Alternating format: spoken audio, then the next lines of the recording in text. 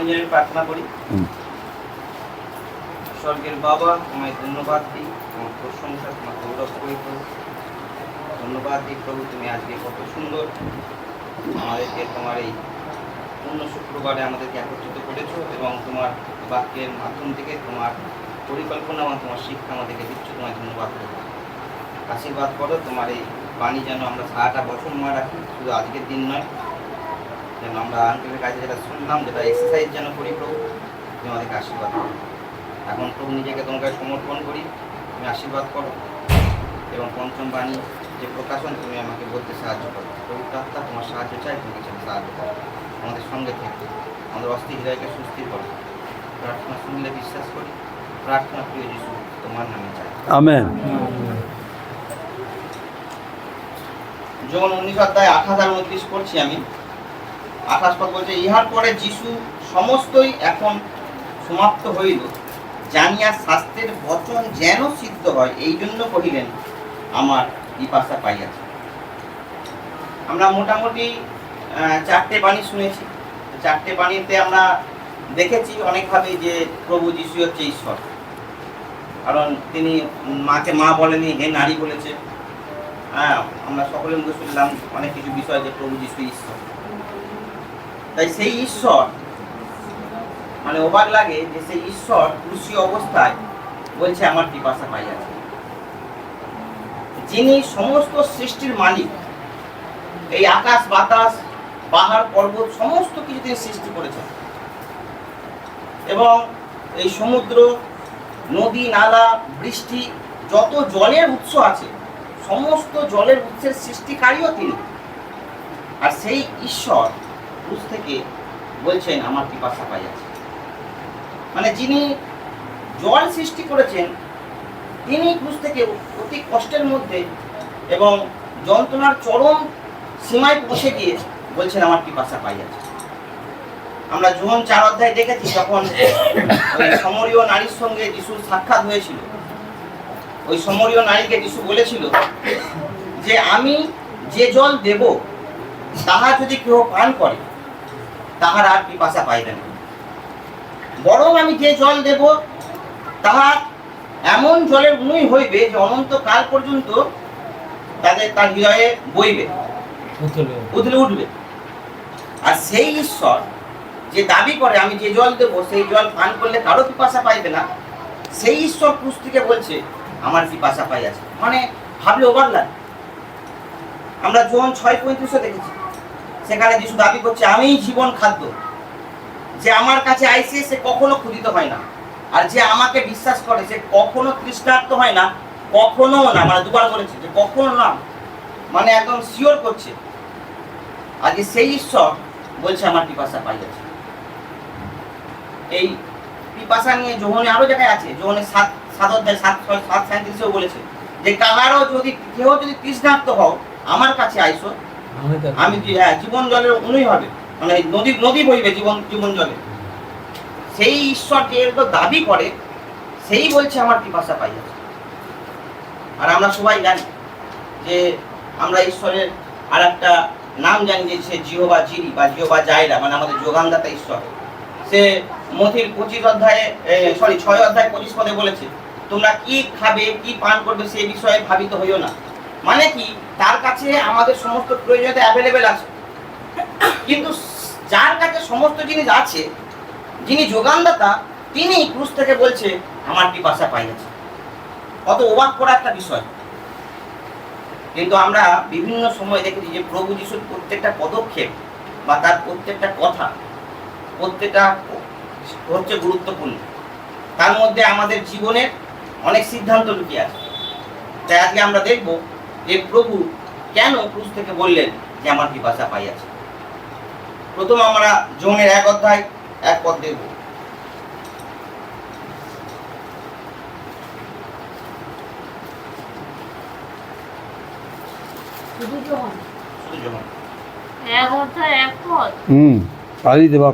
ঈশ্বরের বাক্য যিশুর মহত্ব অবতার।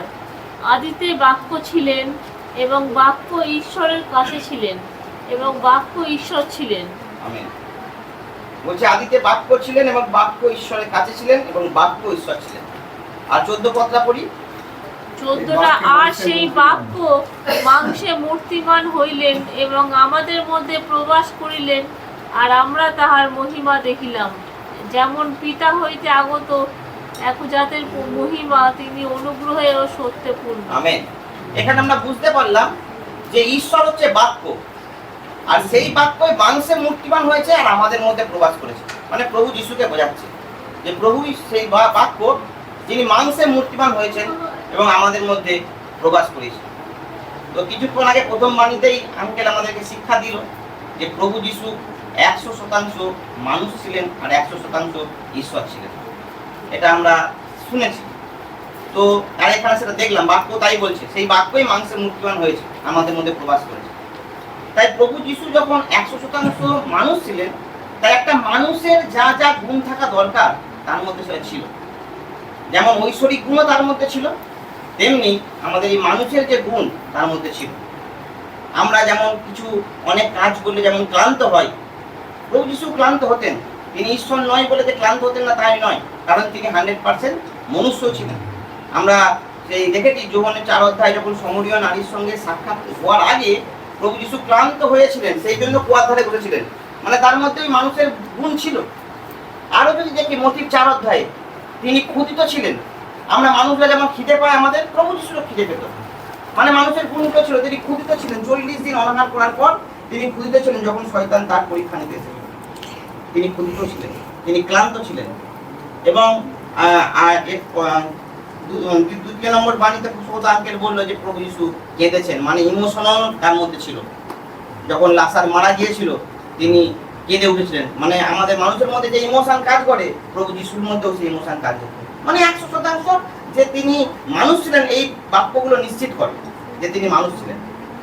তাই যখন প্রভুকে ওইভাবে চাবুক মেরে তার উপরে অকথ্য অত্যাচার করে যখন নিজের ক্রুশ নিজেকে বইয়ে নিয়ে গেছে, ওই ক্রুশ কিন্তু হালকা ছিল না।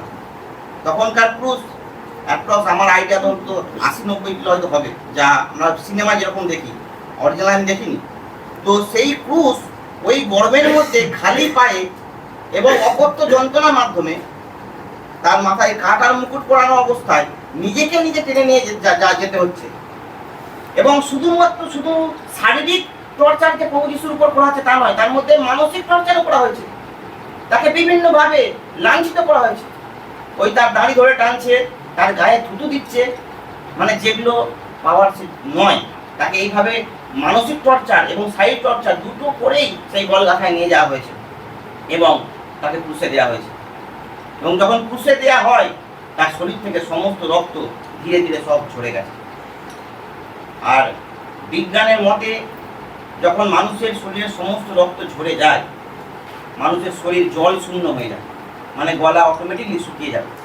এবং যখন ওইভাবে ক্রুশকে নিজেকে নিজে নিয়ে গেছে অকথ্য অত্যাচার করে, অটোমেটিকলি সে ক্লান্ত, সে অটোমেটিকলি তৃষ্ণা পাবে। আমরা রোদে একটু বেরোলেই আমাদের তৃষ্ণা পেয়ে যায়, আর তাকে ওইভাবে নিয়ে গেছে। তাই যেহেতু সে 100% মনুষ্য ছিলেন, তাই তিনি বলেছিলেন, ওই তৃষ্ণার্ত অবস্থায় বলেছিলেন যে আমার পিপাসা পাইয়াছে। তার প্রথম ছিল এটা দৈহিক পিপাসা। যেহেতু তিনি 100% মনুষ্য ছিলেন, তার প্রথম নিদর্শন এই পিপাসা থেকে আমরা বুঝতে পারি তার দৈহিক পিপাসা পেয়েছে। আমরা যদি দ্বিতীয় বিষয় দেখি, দ্বিতীয় বিষয় দেখার আগে আমরা একটা পদ দেখব। আমরা মথি 24-35 পদটা পড়ি।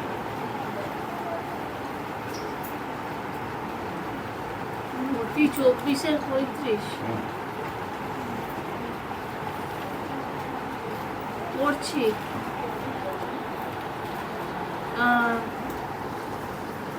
আকাশের ও পৃথিবীর লোভ হইবে, কিন্তু আমার বাক্যের লোভ কখনো হইবে না।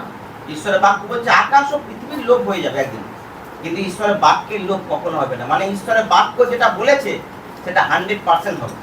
কোনোভাবেই কোনো পরিস্থিতিতেই সেই বাক্যের নরঞ্চরণ হবে না। আর এইবার আমি যোহনের ওই 19 অধ্যায় 28 পদটা পড়ব। কেন যিশু বললো আমার পিপাসা পাইয়াছে, 28 পদে উত্তর একটা দেওয়া আছে।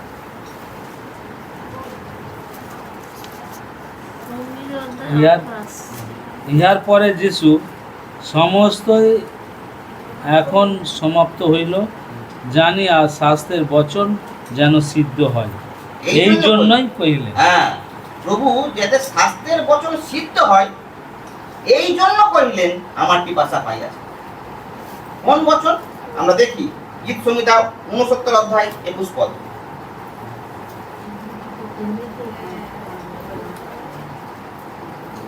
গীত সংহিতা কত? 69 অধ্যায় 21 পদ।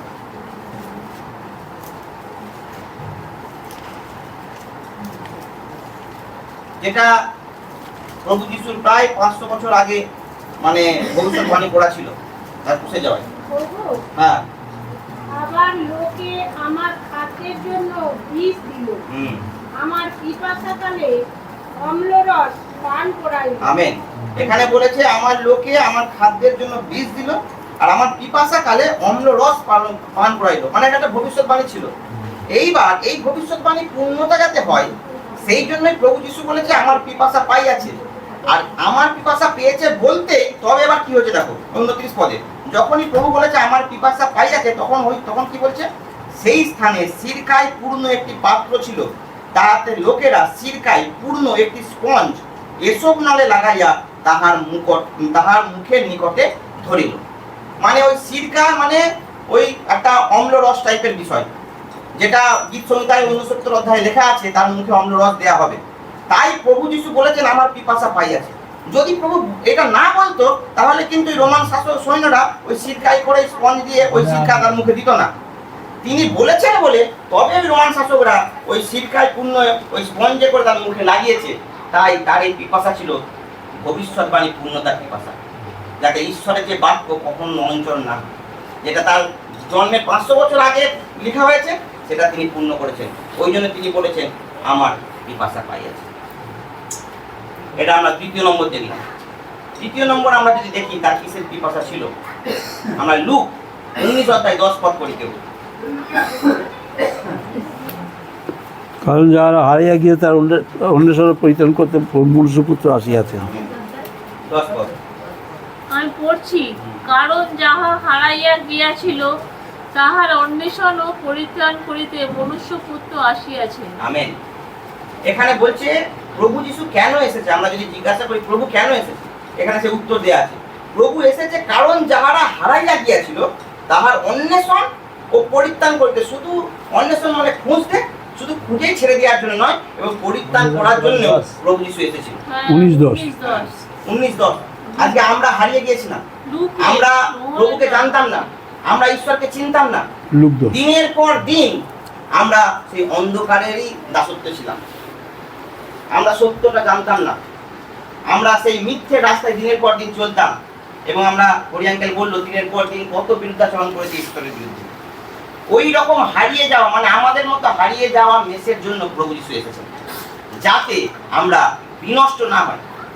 আমরা 2 Peter 3:9 লেখা আছে যে তাহার ইচ্ছা এই নয় যে কেউ বিনষ্ট হোক, যেন সবাই পরিত্রাণ পায়, এটাই হচ্ছে ঈশ্বরের ইচ্ছা। তাই আমাদের মতো হারিয়ে যাওয়া এবং সেই বিনষ্টের পথে যারা এগিয়ে যাচ্ছিল তাদেরকে অন্বেষণ করতে প্রভু যিশু এসেছেন। এবং শুধু অন্বেষণ করে ছেড়ে দেওয়ার জন্য নয়। আমরা যদি যোহনের 10 অধ্যায় 10 পদ দেখি, আর একটা পদ দেখি যোহনের 10 অধ্যায় 10 পদ, সেখানে প্রভু দেখো কি দিতে আসছে।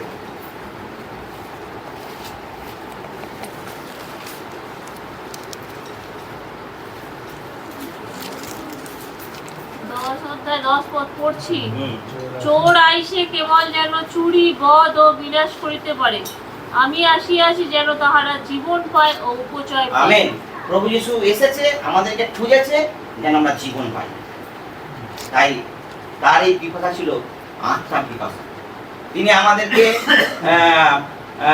খোঁজার একটা পিপাসা, যে সকল আত্মা বিনষ্টের পথে চলে যাচ্ছিল, যারা হচ্ছে শয়তান যাদের কাছ থেকে কেড়ে নিয়েছিল, আমরা যারা আমাদের ঈশ্বরের পরিচয় ভুলে গিয়েছিলাম, আমরা যারা সত্য ভুলে গিয়েছিলাম, যারা হারিয়ে গিয়েছিলাম, এই সকল আত্মার জন্য প্রভু যিশু ছিল, এটা ছিল প্রভু যিশুর আত্মার পিপাসা। তাই প্রভু এই আমাদের মতো আত্মাদেরকেই বাঁচানোর জন্য এত কষ্ট করেছেন, এত নিদারুণ যন্ত্রণা কষ্ট সহ্য করেছেন। তার এটা আত্মিক পিপাসা। তিনি যখন ক্রুশে ছিলেন সেই ক্রুশীয় অবস্থায় বলছেন আমার পিপাসা পাইয়াছে, মানে এখনো তার পিপাসা আছে। তাদের জন্য পিপাসা আছে, তখনও তার পিপাসা মিটেনি, এখনো তার পিপাসা আছে। মানে সেই জেরুজালেম বাসীকে তিনি বলছেন যে জেরুজালেম বাসী, তোমাদের জন্য আমি এত কিছু করলাম, আমি তোমাদেরকে এত চিহ্ন দেখালাম, অন্ধকে চালিয়ে দিলাম, এই অন্ধকে দৃষ্টি দিলাম, বোবাকে কথা বলালাম, কত কিছু অলৌকিক কাজ করেছি, তবু তোমরা আমাকে চিনলে না। জেরুজালেম বাসী, তোমাদের জন্য আমার পিপাসা। বা ওই সদ্যকে পুরুষের দিকেও ক্রুশ থেকে যেন প্রভু যীশু বলছে যে এত ভবিষ্যৎবাণী পূর্ণ করলাম। সত্যকে পুরুষরা পুরাতন নিয়ম সব জানতো, এবং সেই সকল ভবিষ্যৎবাণী পূর্ণ হচ্ছে যিশুর মাধ্যমে। তারা সেটা বুঝতে পারছে, কিন্তু তারা সেটা ভাবছে এটা পাপ হচ্ছে, একটা সাধারণ মানুষকে ঈশ্বর বানানোর চেষ্টা করা হচ্ছে, তারা মেনে নিতে পারছে না। সেই জন্য সেই সত্যকে পুরুষদের জন্য যেন প্রভু যীশু বলছে, সত্যকে পুরুষই, তোমার জন্য আমার পিপাসা পাই আছে। আজকে এই জয় মিশন মণ্ডলীকেও আজকের দিনে প্রভু বলছে, তোমার জন্য আমার পিপাসা, যে তোমাদেরকে আমি এত শিক্ষা দিচ্ছি সঠিকভাবে চলার, কিন্তু তবু তোমরা পাচ্ছ না। আজকে আমরা পাচ্ছি না, আমরা আজও ঈশ্বরের অবাধ্য হচ্ছি। তাই তো আজও ঈশ্বর বলছে তোমাদের জন্য আমার পিপাসা পাই আছে, কারণ ঈশ্বর চায় যেন আমরা কেউ বিনষ্ট না হয়, যেন অনন্ত জীবন লাভ করি। তাই তার এই পিপাসা ছিল আত্মার পিপাসা, যেন প্রত্যেকটা আত্মা জয় হয়, যেন প্রত্যেকটা আত্মা সেই স্বর্গরাজ্যে যায়, যেটা তার লক্ষ্য ছিল, যেটা তার মিশন ছিল, আমাদেরকে বাঁচানো। তাই তার এই পিপাসা ছিল আত্মার পিপাসা। সর্বশেষ আমরা দেখবো আর একটা পিপাসা তার, আমরা যোহন 4:34 পদ পড়ি। 4:34 আমি পড়ছি। যিশু তাহাদিগকে বলিলেন, আমার খাদ্য এই, যিনি আমাকে পাঠাইয়াছেন যেন তাহার ইচ্ছা পালন করি ও তাহার কার্য সাধন করি। আমেন। মানে প্রভু যিশুর খাদ্যই ছিল সেই পিতার ইচ্ছা পালন করা। মানে প্রভু যিশুর সর্বদাই লক্ষ্য ছিল পিতার ইচ্ছা পালন করা। তাই সেই গেতসেমানি বাগানে যখন প্রার্থনা করছিলেন এবং যখন এই ক্রুশে যাওয়ার সমস্ত কথা তিনি জেনে সাময়িকভাবে কষ্ট পাচ্ছিলেন, যন্ত্রণা পাচ্ছিলেন, তথাপি তিনি বলছিলেন যে পিতার ইচ্ছা সিদ্ধ। মানে তার লক্ষ্যই ছিল যেন পিতার ইচ্ছায় সিদ্ধ করাই হচ্ছে যিশুর লক্ষ্য ছিল।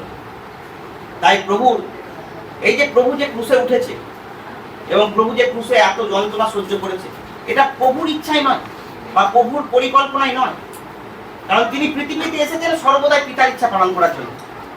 আমরা একটা পদ দেখি, কেন তিনি কার কথাই ক্রুশে উঠেছেন। যোহনের 10:18 পদ।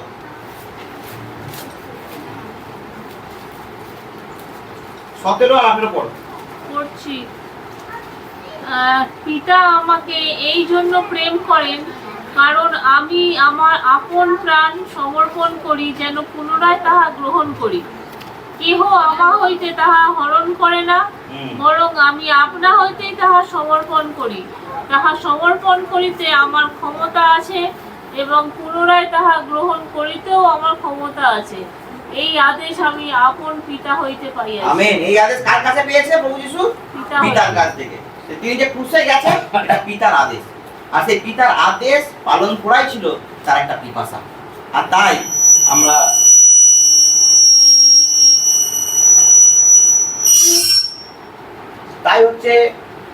আমরা ফিলিপিওতে আছে যে ফিলিপিওতে যেটা ক্রুশীয় আজ্ঞা অবধি তিনি ফিলিপিও 2 অধ্যায়। হ্যাঁ, ফিলিপিও 2:10 পদ। হ্যাঁ, ফিলিপিও 2:10 পদে লেখা আছে যে তিনি মৃত্যুকাল পর্যন্ত ক্রুশীয় আজ্ঞাবহ হয়েছিলেন।